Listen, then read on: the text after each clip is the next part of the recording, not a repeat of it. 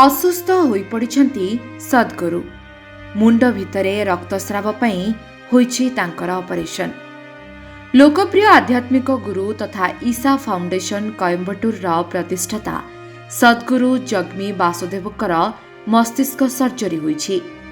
ଏବେ ଅପରେସନ ସଫଳ ହୋଇଛି ଏବଂ ସଦ୍ଗୁରୁ ସମ୍ପୂର୍ଣ୍ଣ ସୁସ୍ଥ ଥିବା ସାମ୍ନାକୁ ଆସିଛି।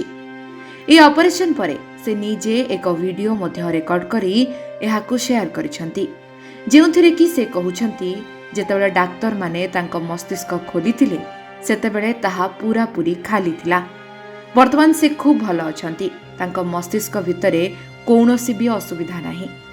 ଡାକ୍ତରମାନେ କହିଛନ୍ତି ଯେ ଅନେକ ଦିନ ଧରି ତାଙ୍କର ମୁଣ୍ଡ ବ୍ୟଥା ହେଉଥିବା କାରଣରୁ ତାଙ୍କ ମୁଣ୍ଡରେ ରକ୍ତ ଜମାଟ ବାନ୍ଧି ଯାଇଥିଲା। ପରୀକ୍ଷା ପରେ ଯାହା ଜଣାପଡ଼ିଥିଲା, ତାଙ୍କ ମସ୍ତିଷ୍କରେ ଏହି ରକ୍ତ ଜମାଟ ବାନ୍ଧିବା କାରଣରୁ ଅନେକ ସମୟରେ ତାଙ୍କର ମୁଣ୍ଡ ବ୍ୟଥା ହେଉଥିଲା। ତେବେ ଏ ବିଷୟରେ ଜାଣିବା ପରେ ତୁରନ୍ତ ତାଙ୍କର ଅପରେସନ କରାଯାଇଥିଲା।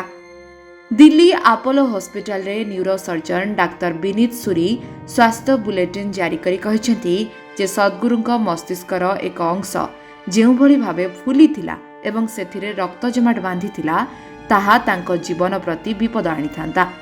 ତେଣୁକରି ଏହାକୁ ତୁରନ୍ତ ଅପରେସନ କରିବା ଜରୁରୀ ରହିଥିଲା। ଏ ବିଷୟରେ ଜାଣିବା ପରେ ସେମାନେ ମାର୍ଚ୍ଚ 17 ତାରିଖରେ ତାଙ୍କର ଅପରେସନ ଆରମ୍ଭ କରିଥିଲେ ଏବଂ ତାଙ୍କର ଅବସ୍ଥା ବର୍ତ୍ତମାନ ଦ୍ରୁତ ଗତିରେ ସୁଧୁରିବାରେ ଲାଗିଛି।